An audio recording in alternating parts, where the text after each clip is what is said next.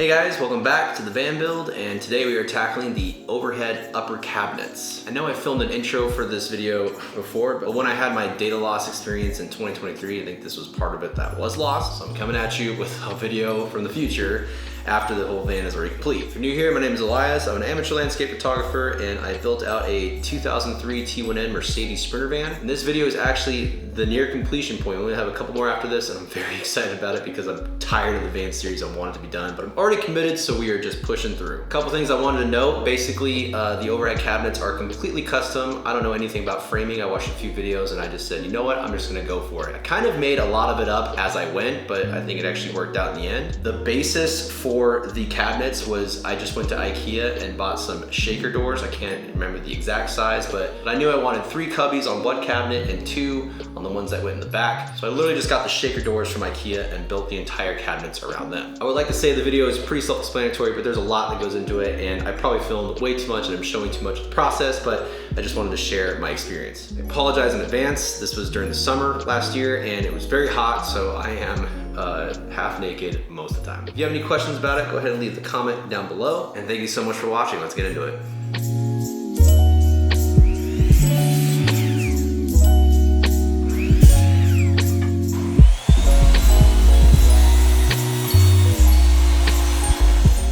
Pieces cut, I'm gonna go ahead and put all the pocket screws in the uprights in between pieces. Go ahead and get that, and then we'll start screwing together and getting it square and getting our frame built out.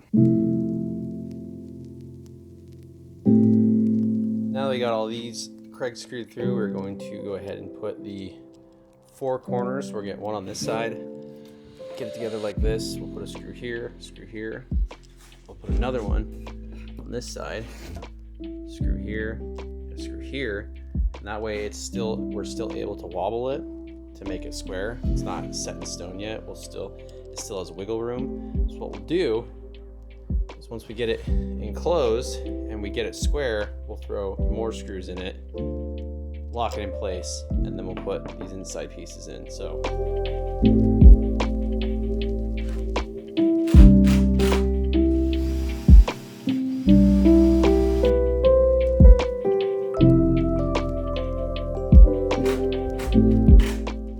my cabinet doors are 15 by 20 inches. And I'm gonna have the cabinet door flush against the side. So I went 20 inches out and then minus 3/4 of an inch because I want 3/4 of an inch overlap. So that would be 19 1/4 gives me that. And that also gives me a 1 inch gap in between the cabinet doors. So 19 1/4 is what I'm working with from this side to this. So I'm gonna mark it here and here. And then we'll screw this guy in.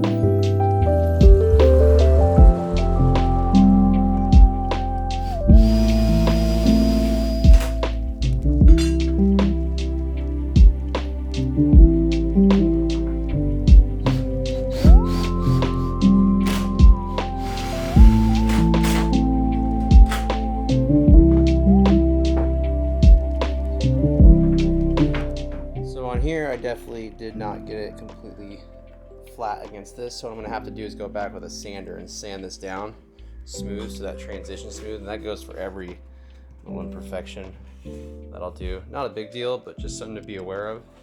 So if this is going to be the face, now I want to have the bottom. So we're only having 2 actual sides to the cabinet. We're going to have the face, the cabinet doors are going to come across, and then the bottom to enclose whatever we're holding up there. So what's going to be holding that together are end piece gusset pieces that will fit in between each one of these, and then cap the 2 ends. And that will hold this and the bottom plate coming out. So we know that 62 is going to be our length for our bottom plate, and now we just got to get the measurement below, which I'm not super sure on what I want with it because I've never worked with cabinets before. Literally, I don't know how to build cabinets. This is just me doing my thing. So let's go look at that. This cabinet is going to be the floor cabinet, and that's about 2 feet out. So I'll go back in here. So this is where the overhead cabinet's going to be, and what I don't want to do is be doing stuff down here on this cabinet and have to have my head way out here because this cabinet up here is forcing me out. So 2 feet, that puts me out quite a bit. That puts me out right here to the cabinet table. So I want to be able to bend over and do whatever I'm doing without hitting this about right there feels natural, just feels natural to me, right? So I would say, this isn't an exact science, I'm just doing this to get what I want. So up here, so I would say 15 inches. 15 inches sounds about good. As far as from the wall to the face, I like 15 inches, so we'll go 15 inches.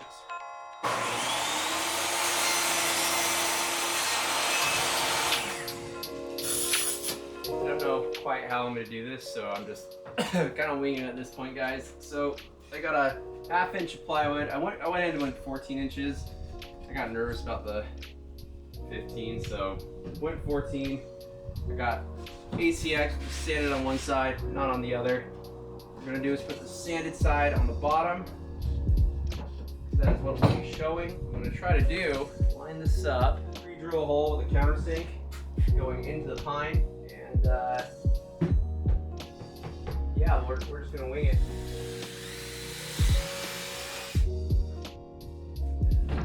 Got the wood glue, or a small bead of wood glue on this entire thing.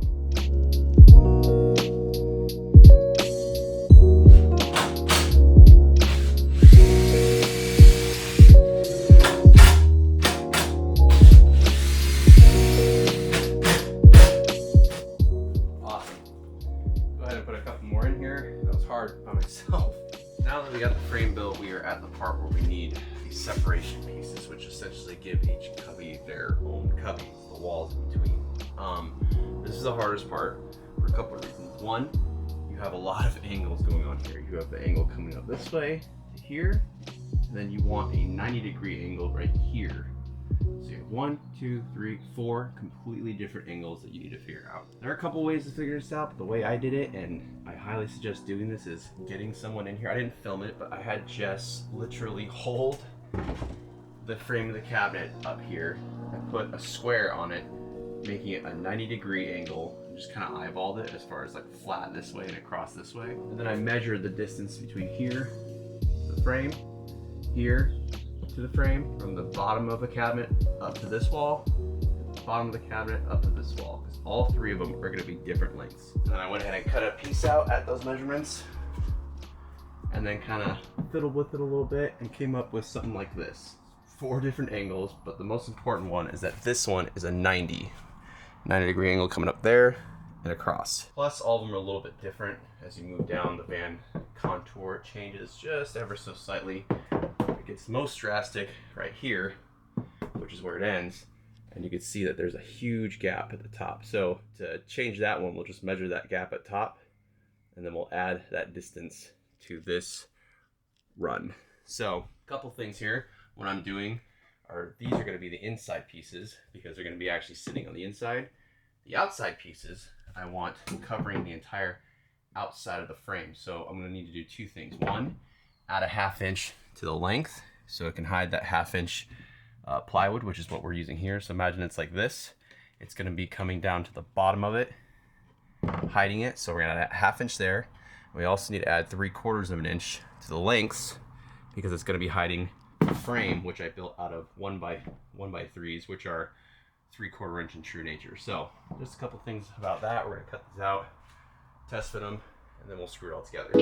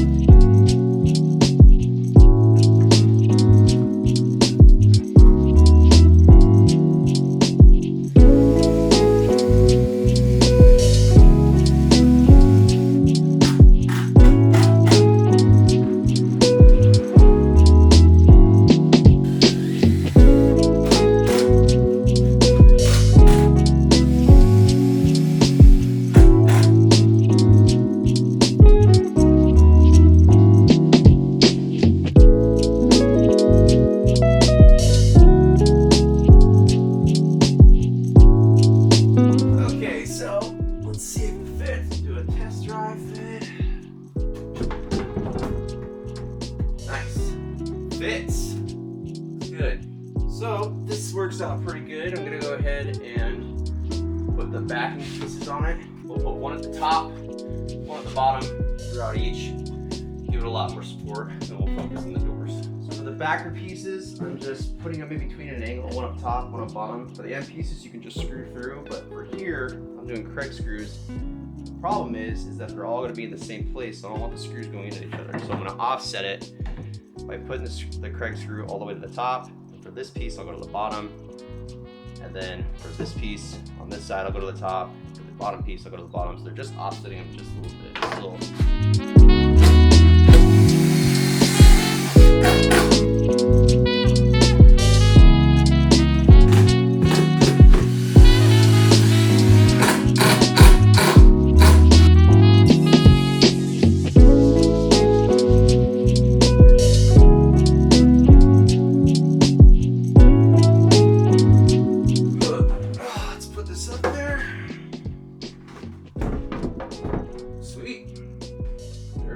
Before I go ahead and screw it on there, I need to sand it down, paint it, all that good stuff. It is a bummer because it is a lot lower than I want it to be. When I did this backsplash, I was thinking I was gonna be using the old cabinet, which was the bottom of it was probably 2 inches higher. Going with pre-made doors, you just have to know what you're using before you do something. So, I mean, again, I was thinking I was gonna use the old cabinet that was here, but it didn't work at all. So, making my other ones, making these ones now. Lessons learned, but this will work. It'll work just fine. And I'm actually going to be putting another cabinet up on the other side with only 2 doors. So I'm going to go ahead and build that out, sand them down, paint them, and then we'll do the doors.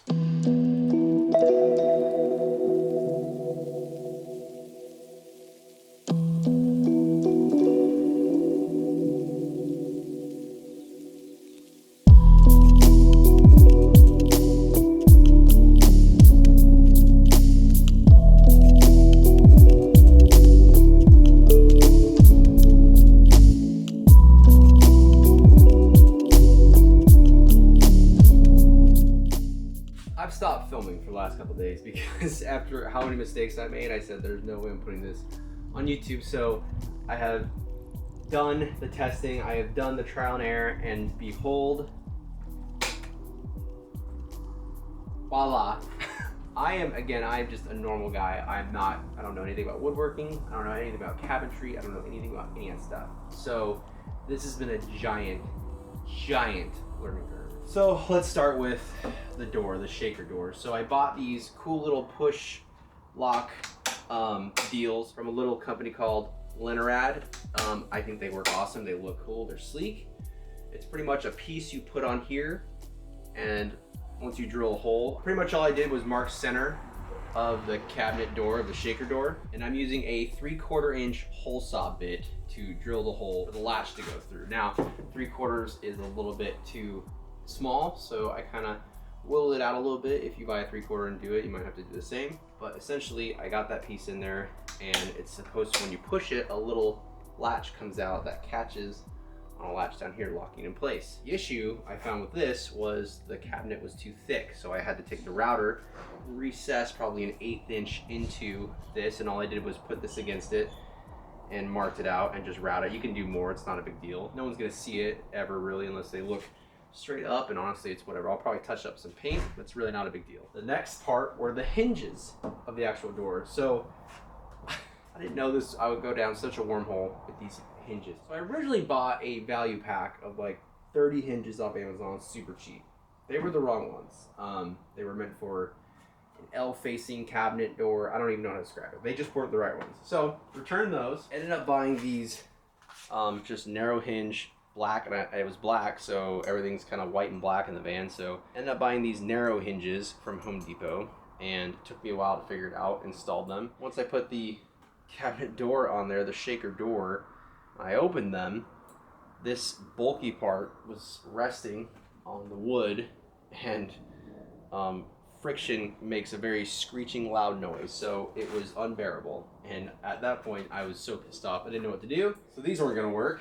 So called my friend Ben Heverly, and shout out to him for helping me out, because my God, I was freaking out. Shaker doors come with these little recessed holes from Ikea for these European style hinges. Ben enlightened me that your width of your entryway versus the width of your door, your shaker door, that difference you divide in half, and that is the size hinge you need. So this is 1.5 inch overlay hinge, European style hinge. You can get a regular one or a soft close.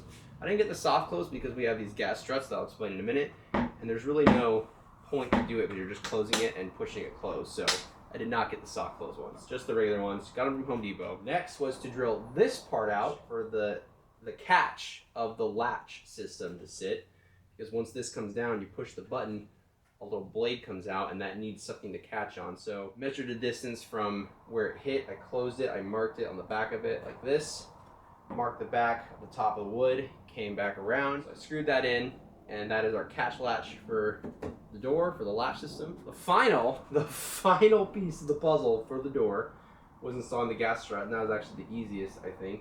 Pretty much I just held it open, I put a little piece of wood right here, and pulled it open, like so. And putting it in here, there are directions, but I don't think it's rocket science. You literally just put this part against here, and make sure when it's fully closed, it's gonna clear this lip when it closes. But I screwed this piece here, put one screw in, put it up here, screwed one screw in, tested it, worked out, then I screwed the rest of it in, and behold, we have a locking, soft open, that stays open, cabinet door. So this was quite a lot of work for me to do the legwork to figure it out, but now that it's figured out, I'm hoping I can streamline it. I'm gonna go ahead and start on the rest of the doors and just get these things knocked out. It's very tedious and time consuming, but now we got it figured out. It makes me feel a whole hell of a lot better.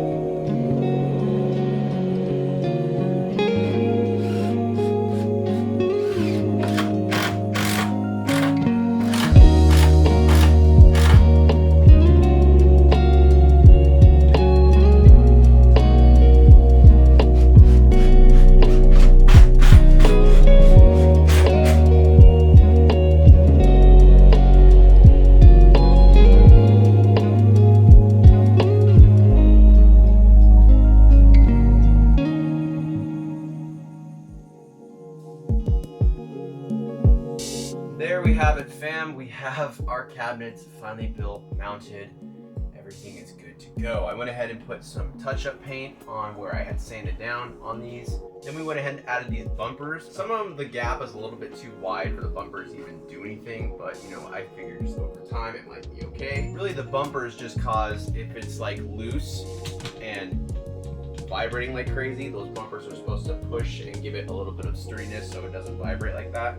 Really liking these gas cylinders coming out and pushing these things, giving them a nice even transition. Really like that. That's really clean, really smooth, and it stops perfectly. I'm not gonna go over it in this video because this video was just building the cabinets themselves, but I'm going to be doing an end video where I do little the end stuff like trim pieces, put carpeting up in exposed metal areas, random areas that I need to cover and stuff. I also am gonna probably put some LED lights under here, get a little bit more mood lighting, if you will. That is it, fam. That is it for the upper cabinets. It has been hell, but I'm so glad it's done. It's so satisfying. Again, I'm not good at woodworking, and these are not perfect by any means.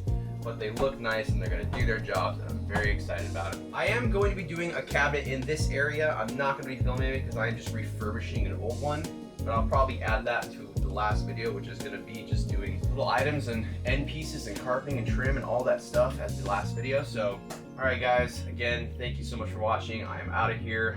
I'm gonna continue on with all the other things I need to do here. So, see you later.